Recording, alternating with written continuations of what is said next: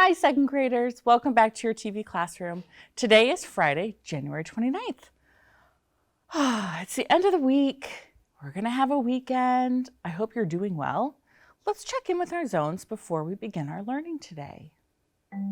What zone are you in? How are you feeling? What's your body doing? I have to tell you, with my last lesson with third grade, I was really in the yellow zone. And my brain was feeling all jumbled and I was like not ready. But I did that square breathing we learned earlier on in the year. And man, it really focused me and I was able to just do my teaching and stay focused. So I thought it might be a good idea to do that square breathing again, being I'm kind of in the yellowy zone today. So would you practice that with me? If you don't know how to do square breathing, that's okay. What you do is you take your finger, you put it out. Now you're gonna follow your finger, but only with your eyes. And when we go across, we're going to breathe in. And we go down, we're going to breathe out. And then when we go across, we're going to breathe in. Then we go up, we're going to breathe out. You ready? Here we go.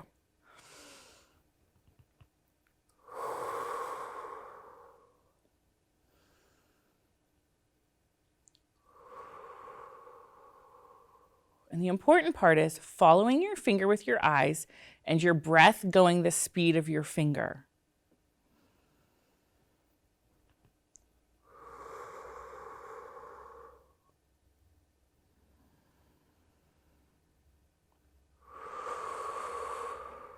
All right, I am focused and ready to go. So, it's Fact Fun Friday. Let's take a look at our first set of facts. 19 minus 5. What is 19 minus 5? It's 14. There are two ways you could think of this.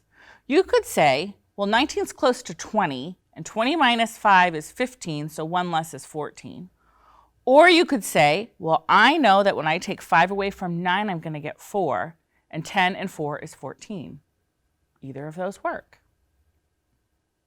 So pick one of those strategies, and let's do it again with this one. What's 19 minus 7? It's 12. If I have 9 and I'm taking away 7, I'm going to have 2 left, which makes 12. Or if I have 20 and I take away 7, that's 13, and 1 less is 12. What is 20 minus 8? It is also 12. Because, well, if I have a 10 and I take away 8, it's 2. And then I still have another group of 10, and 10 and 2 is 12. 20 minus 11. That one's a little more tricky, but I think you can figure it out. What is 20 minus 11? It's 9. How did you solve that? I heard someone say, I started at 9 and I know that to get to 20, I have to hop 11 times because 9 to 10 is 1 and 10 to 20 is 10 and 10 and 1 is 11. Great strategy. What about 20 minus 13? If I'm at 13, how many hops does it take to get to 20? 7 hops. That's the answer. Great job. Let's see what we're going to learn today. Today we are learning to compare 2-digit and 3-digit numbers. Okay, friends, so this is new. You're going to need your whiteboard. You're going to need your pen. You're going to need to know how to find the value of digits. And we're going to be comparing numbers. What does that mean, comparing numbers? I'm going to highlight that.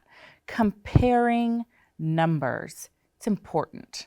Compare. What does that word compare mean?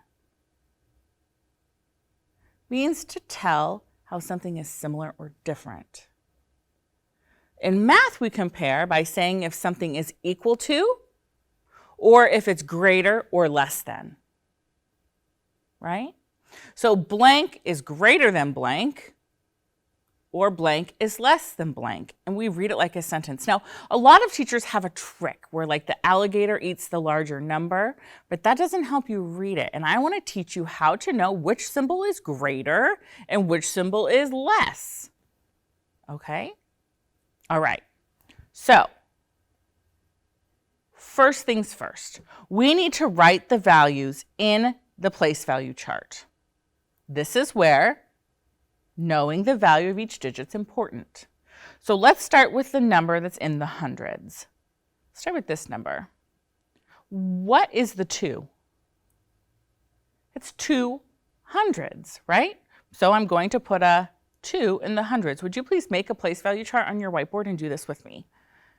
So 2 hundreds. How many tens? 8 tens. How many ones? 3 ones. Okay, now let's look at the number 34. What do we know about that number? Okay, 3 tens and 4 ones. Just by looking at this chart, which number is greater? Yeah, 283, because it has hundreds and 34 does not. Right? Okay. Or you could say 34 is less than 283. Let's go on to our problem. Go ahead and reset your board. So Kim and John are playing a beanbag game. Have you ever played a beanbag toss game where like you toss it in and you have to figure out who got the most, right? You toss 3 beanbags and you pick the 3 digits and you put them in to make the greater number. This is a great game that you could play at home. Like if you just had like some sidewalk chalk and you just like made a grid, this is 1, 2, 3, 4, 5, 6, 7, 8, 9, and that you don't have to use beanbags. You could use a ball or a rock, and you could practice figuring out values of numbers. It's just a fun way to do it. So they're playing this game and they're seeing who can make the greater number using the digits their beanbags land on. So this is what they landed on. So let's go ahead, let's make a place value chart on our whiteboard.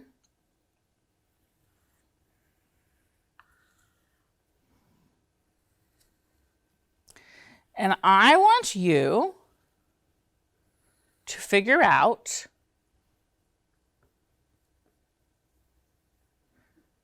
and then Mr. Kevin will also need the slide so they can see where the beanbags are. This is going to be Kim, K for Kim, and J for John. Ooh, that's really close up. That's all right. So what I'm going to do is I'm going to give you 2 minutes. And your job is to figure out the greatest number that Kim can make with their place values and the greatest number that John can make with their digits they landed on. I can move it just like that. How about that? So you have 2 minutes. Go ahead and figure out what the greatest number Kim can make is and what the greatest number John can make is. And then we're going to talk about who had the greater number and how we know.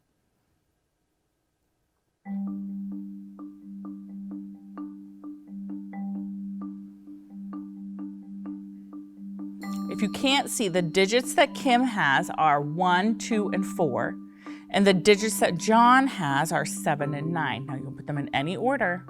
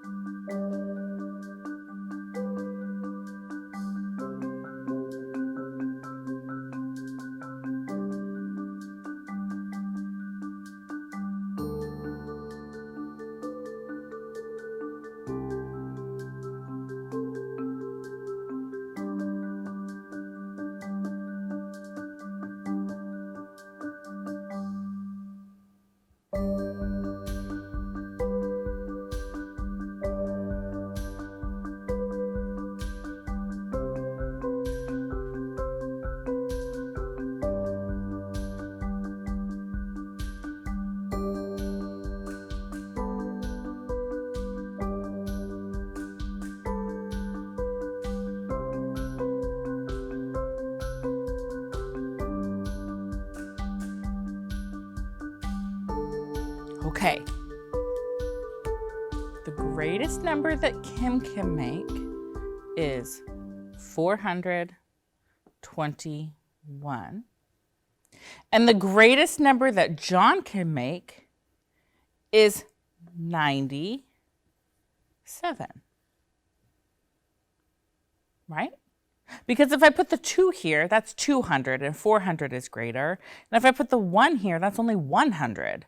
So definitely want the 4 here. Want the 2 here, because if I put the 1 here, it's only 10. And I want this to be 20 and then 1. So you always want, if you're trying to make the greatest number, you want your digit that has the greatest value to be put into the biggest place value, right? So you've got the biggest and the biggest. Makes sense. So who made the greater number? Kim made the greater number. How do we know? Right, because 421 has 4 hundreds in it, and 97 has 0 hundreds, which means it's less. So how would we write that? How would we write that in a sentence that shows that Kim's is greater, that 421 is greater than 97? Well, I've got 421 we need is greater than 97. What is the greater than symbol? It's only one of them. We read from left to right in math. Just like in a book, we have this symbol, we have this symbol, we have that symbol. What side is greater? The 1 point or the 2 points? Which is greater, 1 or 2? 2. So when we're reading left to right, we want to say greater than, we say 421 is greater than 97. Because the 2 dots is the greater side, and we read from left to right. Yes, Mr. Kevin? Mrs. Wally, that always confused me, and you just cleared it up. I'm so glad. A lot of people were just taught that the alligator eats the bigger number. And that's great for if you're just trying to write and you don't have to say it out loud. But if you don't know that this symbol actually means greater than, and this symbol means less than, then when you see this, it's going to be really hard to read the sentence, because math is all about expressions that are actually a sentence. Think about when we add 5 put together with 6 is the same as 11. But when we take out that language and just leave symbols, that's what makes math feel confusing. So when we put context to it, it makes it not confusing anymore. Now, what if I did this?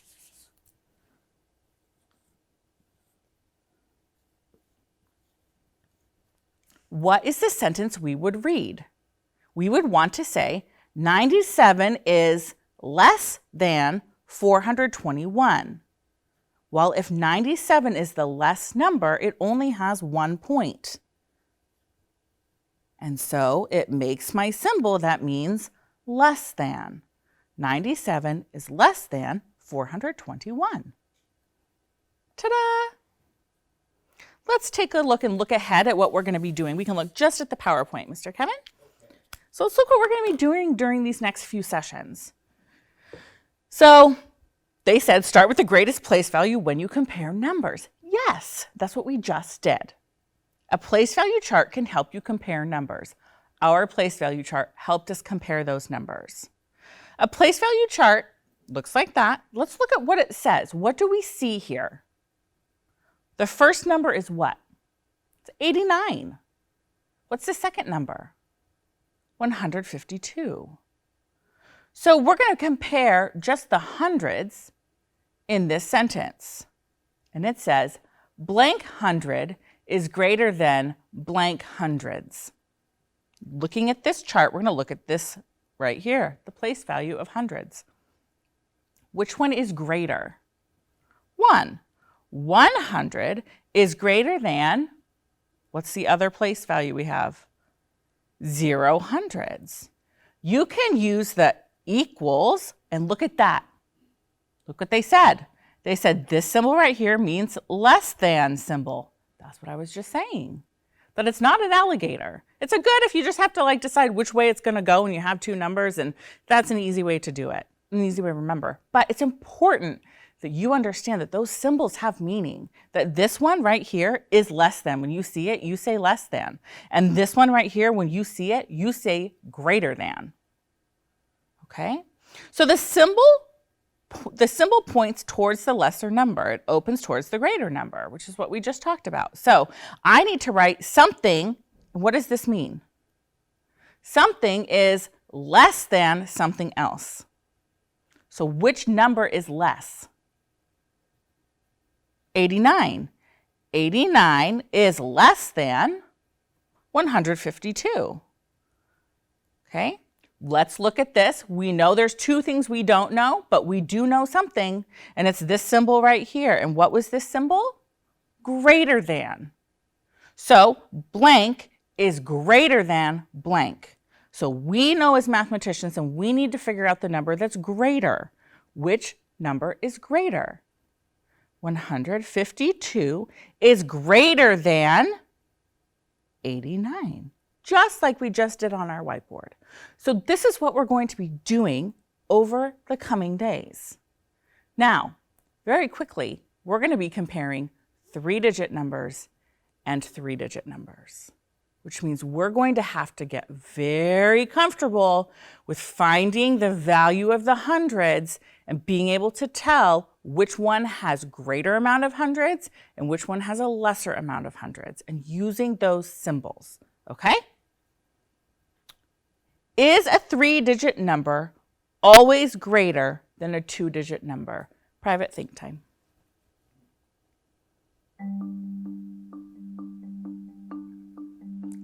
Let me clarify. Is a 3-digit positive number always greater than a 2-digit positive number? We've talked about this a little bit, and I've hinted. Later on in 5th and 6th grade, you're going to start talking about what happens on the other side of 0 on our number line. And those are called negative numbers, and you don't need to worry about them right now, but you will learn about them. And it gets things a little bit confusing if you think that there's no negative number. So we're dealing with positive numbers in 2nd grade. So is a positive 3-digit number always the same or always greater than a positive 2-digit number? Why?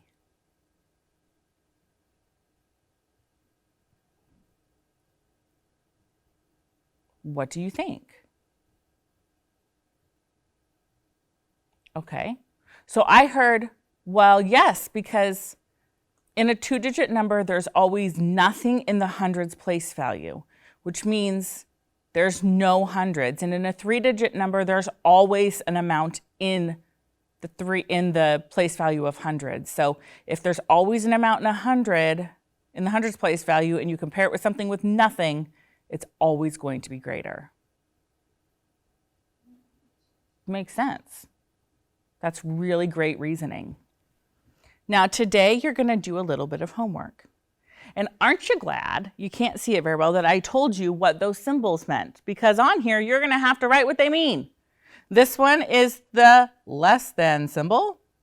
This one is the greater than symbol. And you know this, it means is the same as or equal to. We've used that symbol a lot.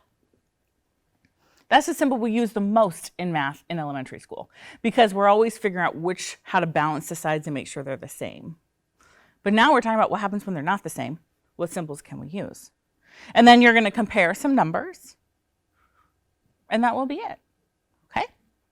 Today, we learned to compare 2-digit and 3-digit numbers. We found the value of each number.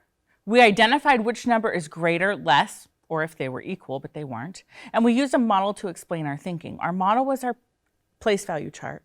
And we learned the meaning of those symbols, and that they're not just symbols, but they mean something, right? When it goes this way, it means less than. When it goes this way, it means greater than. When it's this, it means is the same as. Okay? Awesome. So we're going to work on that, and I'm excited to do that with you. Materials you will need before you have Miss Oslin come on screen. So during your break, you need to get your ELA packet, your pencil, and your learning buddy. Okay? And if you would like to send us stuff here at the TV Classroom, or you have a question for me about greater than, less than, or you're not sure what I said, you are welcome to contact us here, and Mr. Kevin is going to tell you how. That's right. You can send us an email to tvclassroom@tacoma.k12.wa.us, or you or your parent or guardian can send us a letter to TV Classroom. That's at 601 South 8th Street, Tacoma, Washington, 98405. All right, second graders, have a great break. Have a great time with Miss Oslin. I hope you have a wonderful weekend, and I will see you on Monday. Bye.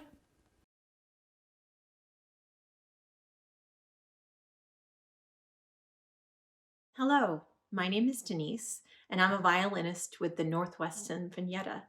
I'm here for us to share a moment of breathing and listening to music together today. Let's start by getting centered by taking a few breaths together. We're going to inhale to a count of 4, and then we're going to hold our breath for 4 counts, and then we'll exhale to a count of 4. Get comfortable, relax your shoulders, maybe roll your head side to side once or twice, and let's inhale. 1, 2, 3, 4. Now hold your breath. 1, 2, 3, 4, and exhale.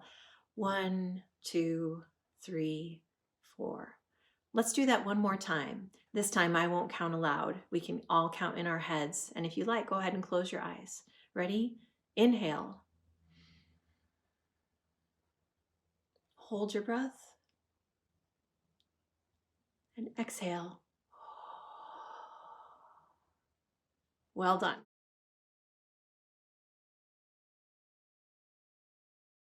I'm going to play a piece called Fairy Tales for you by the composer Ignatius Sancho. He lived from 1729 to 1780. If you think of fairy tales, what comes to your mind? Maybe magical creatures or talking animals or kids off having adventures. What feelings get stirred up in you by those stories? And how would you express those feelings in music? Do you think the music would be slow and quiet with long singing tones? Or maybe it would be light and fast, like sounds of laughter and dancing? Listen to this piece and notice what kind of feeling Ignatius Sancho expresses with his music.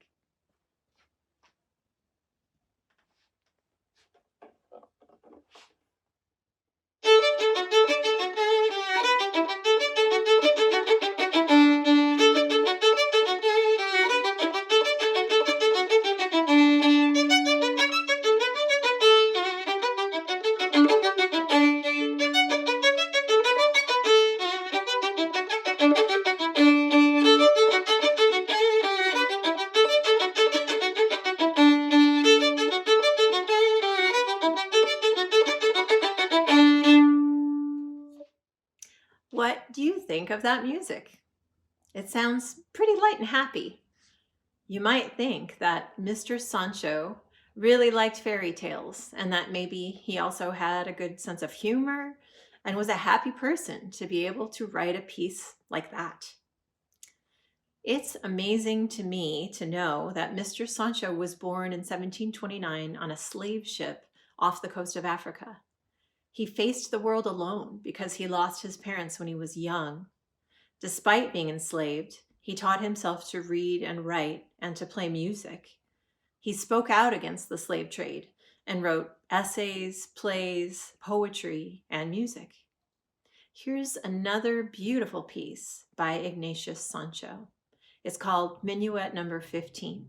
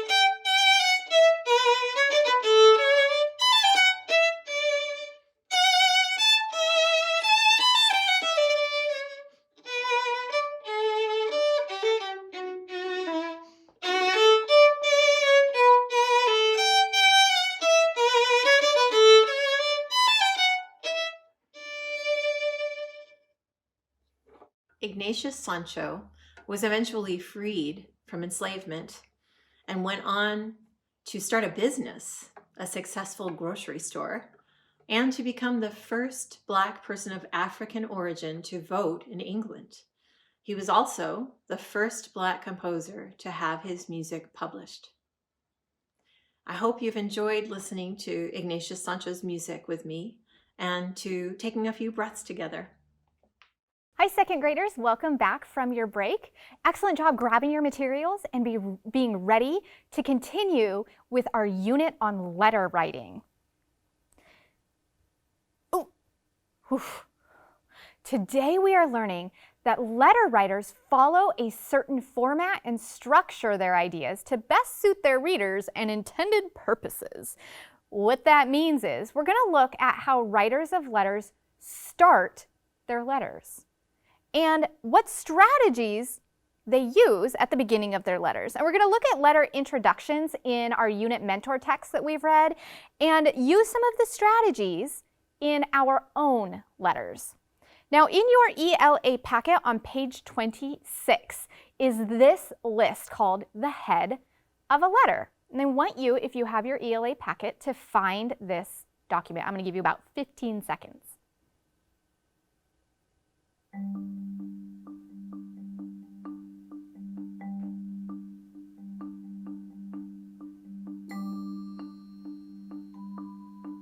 All right, so the head of the letter, well, before we even get started, I want you to think about a letter having 3 different parts, just like your body. The beginning of the letter we call the head. The middle of the letter we call the body. And then the feet of the letter we call the conclusion. So today we're going to think about the head or the beginning of your letter, how you greet your person that you're writing your letter to. Now, the beginning or head of the letter, the salutation addresses the reader directly. This is the part where it would sound like, dear, We call that the salutation.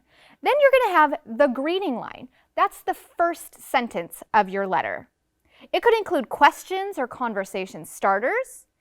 If you are writing a letter to someone who doesn't know you, you would introduce yourself to the person.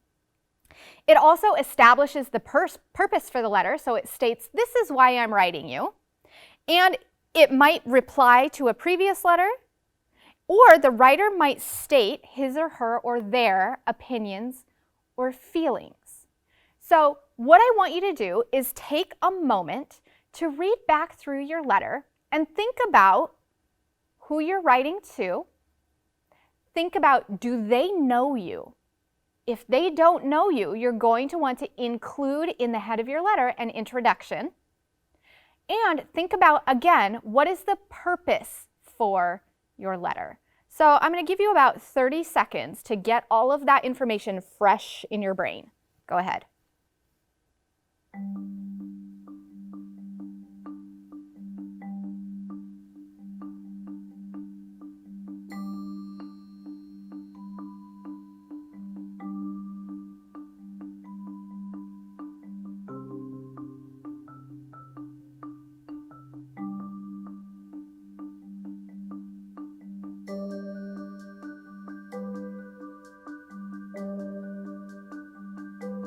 Go ahead and turn and tell your learning buddy what you're thinking about who you are writing your letter to, the purpose for your letter, and what you need to be sure to include in the head of your letter or the beginning of your letter.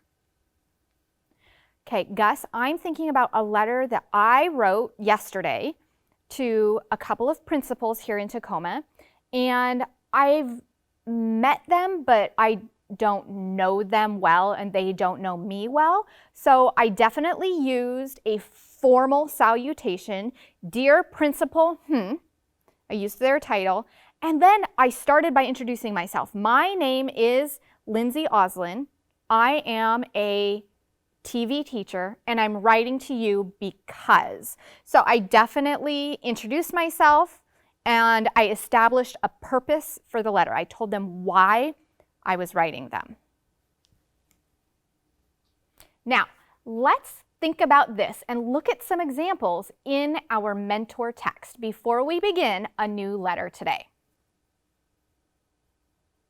You will remember in Karen Kaufman Orloff's book, I Want a New Room, our character Alex is writing to his mom and dad because he wants a new room. And this is the first letter. So we're going to revisit just the salutation, that means that who it's to, and the opening line and see what we notice. Dear Mom, I know you think I should share a room with Ethan now that we have baby Annie, but here's why I shouldn't. Take some think time about what you notice about the head or beginning of Alex's letter to his mom.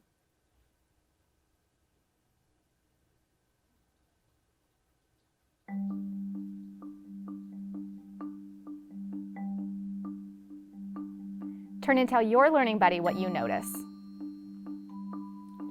Gus, I noticed that his salutation says, Dear Mom. Now, if he's writing to his mom, I assume that she knows who he is. So his opening line, he doesn't introduce himself. He starts just by explaining the purpose for his letter.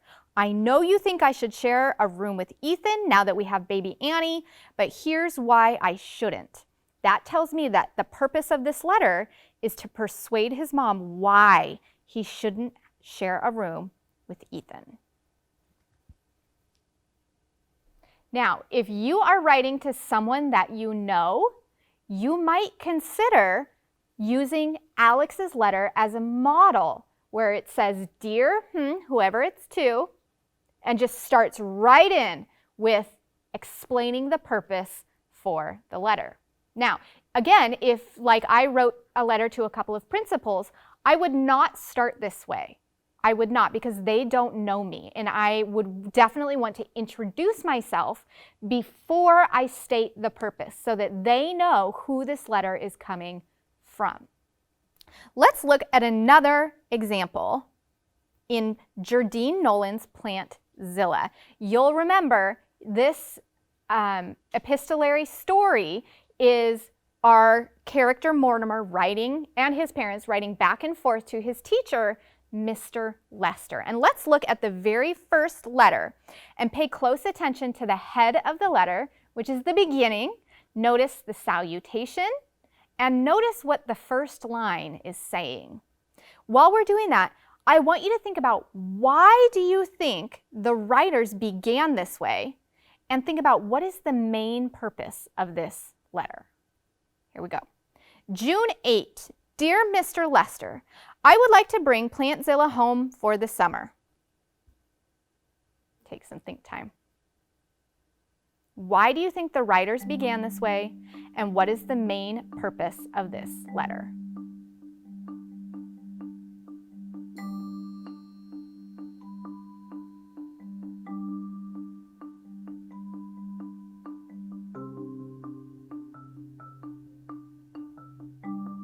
Turn and tell your learning buddy why you think the writer of this letter started this way, and what is the main purpose of this letter.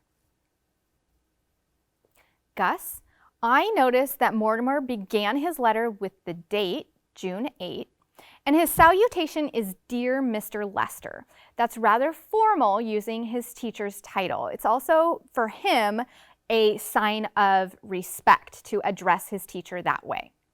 Now, his opening line says, I would like to bring Plantzilla home for the summer. He didn't introduce himself. That makes me know or think that Mr. Lester already knows Mortimer, so he didn't need to introduce himself. And it states right away the purpose of the letter, which is that Mortimer is trying to convince or persuade Mr. Lester to bring Plantzilla home for the summer.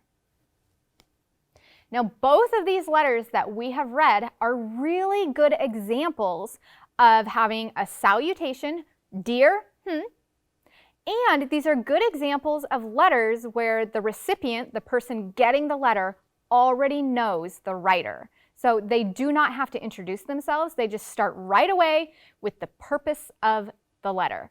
And I think the purpose of both letters is stated very clearly. Their opinion is very clear. There's no question what they want. We're going to look at another example of Beverly Cleary's Dear Mr. Henshaw. Now you will remember this is a book that we read some of where our character Lee is writing to an author of one of his favorite books, Mr. Henshaw. This letter, I'm noticing, also begins with the date, December 3rd. And as we read, notice how he begins his letter and think about why Lee began the letter the way that he did and what is the main purpose of this letter. December 3, Dear Mr. Henshaw, I am the boy who wrote to you last year when I was in the 2nd grade. Maybe you didn't get my letter. This year, I read the book I wrote to you about called Ways to Amuse a Dog. It is the first thick book with chapters that I have read. Now, think about how Lee began his letter. Why do you think Lee began the letter that way? And what is the main purpose of the letter? Take some think time.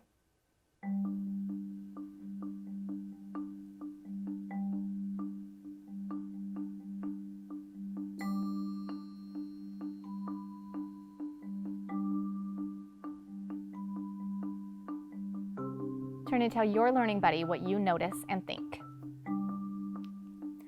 Gus, I noticed that Lee began with the date and he also began with his salutation, Dear Mr. Henshaw. That is a formal way to address a letter using the title Mr. And then the opening sentence says, I am the boy who wrote to you last year when I was in the 2nd grade. That tells me that Mr. Henshaw does not know Lee, so he needed to introduce himself and tell Mr. Henshaw who he was. And then he goes on to say, maybe you didn't get my letter. This year I read the book I wrote to you about called Ways to Amuse a Dog. It is the first thick book with chapters that I have read. So I think the purpose of this letter is for Lee to have a correspondence or a conversation back and forth with his favorite author.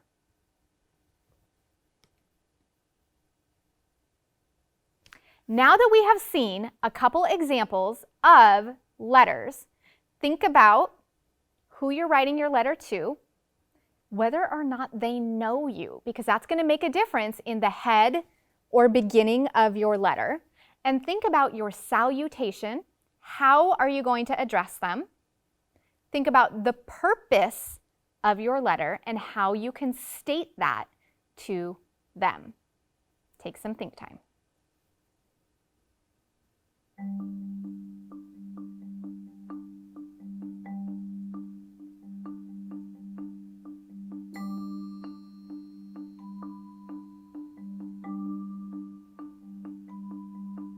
Turn and tell your learning buddy what you're thinking.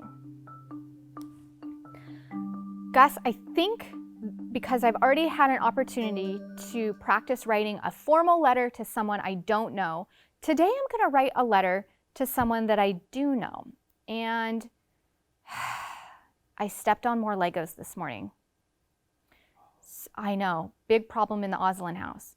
So I think what I need to do is write to my sons and explain to them why they need to clean up their Legos.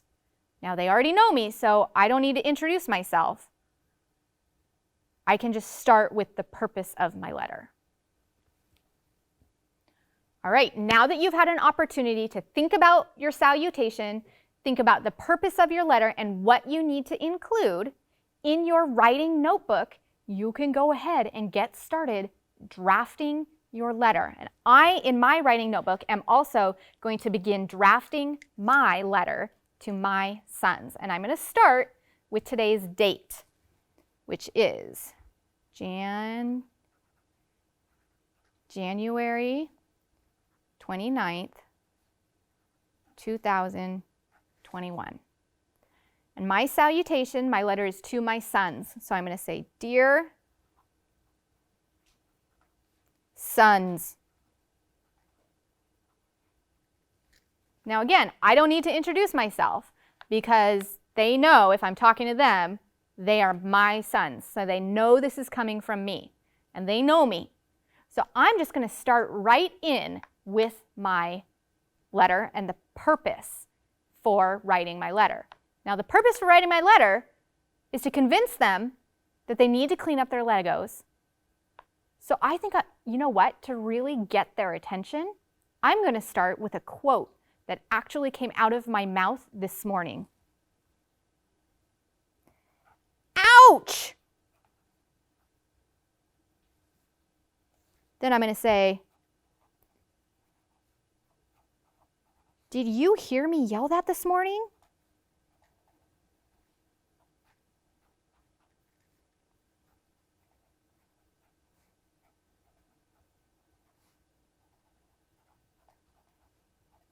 Now, I'm not going to worry too much about making sure that I'm spelling everything correctly because I can always go back and edit.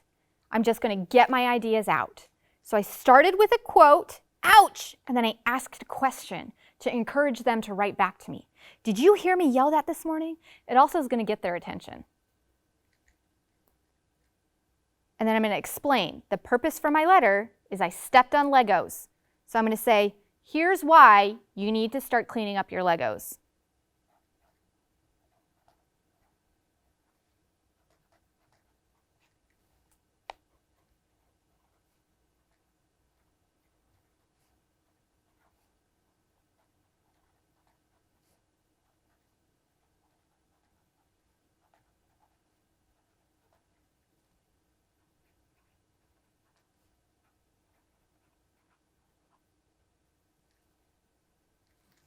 Now, this is the head or beginning of my letter, and that's what I'm working on today.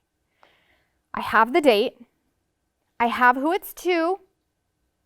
I started with a quote and a question and then explained the purpose for my letter. Now, you are going to begin to draft your own letter because today we are learning about the head of a letter. Use this chart on page 26 to help you to think about the salutation, who the letter is to, your greeting line, the first thing that's coming out, so mine was ouch. Think about questions or conversation starters, like I said, did you hear me yell that this morning? Think about whether or not you need to introduce yourself. I did not because my sons know me. But like we saw the example in Dear Mr. Henshaw, Lee needed to introduce himself to the author who did not know him. Establish the purpose for the letter. Maybe it's replying to a previous letter, and you're going to state your opinions or feelings like I started. This is your independent work today because we are learning that letter writers follow a certain format and structure their ideas to best suit their readers and intended purposes. So the format is they start with a salutation, dear, and then you structure your ideas depending on who you're writing to and why you are writing to them. So again, you may or may not need to include the structure of introducing yourself, but you do need to state your intended purpose. Tell the reader why you are writing your letter. If you are interested in writing us a letter at TV Classroom, you can handwrite it and mail it in, or you could type it in an email on your device that you received, your laptop that you received from Tacoma, and you could email it to us here at our TV Classroom. Remember, think about, do we know you? Who you're addressing it to, dear Mrs. Oslin, dear Mrs. Wally, dear Mr. Kevin, dear Gus. Think about, do you need to introduce yourself to us? And think about what is the purpose of your letter. And then you can send it to us and we will read it and respond. Mr. Kevin, do you want to read our email address and our address in your fun voice? Well, certainly. You can send your correspondence to TV Classroom, 601 South 8th Street, Tacoma, Washington, 98405. Now, second graders, it's time for your affirmation. This is the time of the day when we get to build ourselves up and say positive things before we go off to do your independent work. And I want to remind you how hard you have been working. We have been working really hard reading and writing about letters, and that's not easy work. So I want you to remind yourself today, I am a hard worker. Say that out loud with me. I am a hard worker. Excellent job this week, second graders. Thank you so much for reading and writing and thinking with me today. I hope you have a great weekend, and I look forward to seeing you next week in our TV classroom. Bye.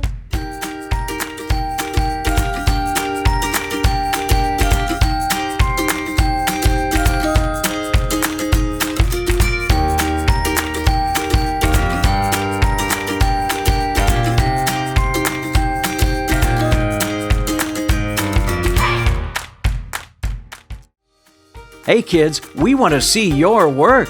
Just send your pictures and your stories to TV Classroom, 601 South 8th Street, Tacoma, Washington, 98405.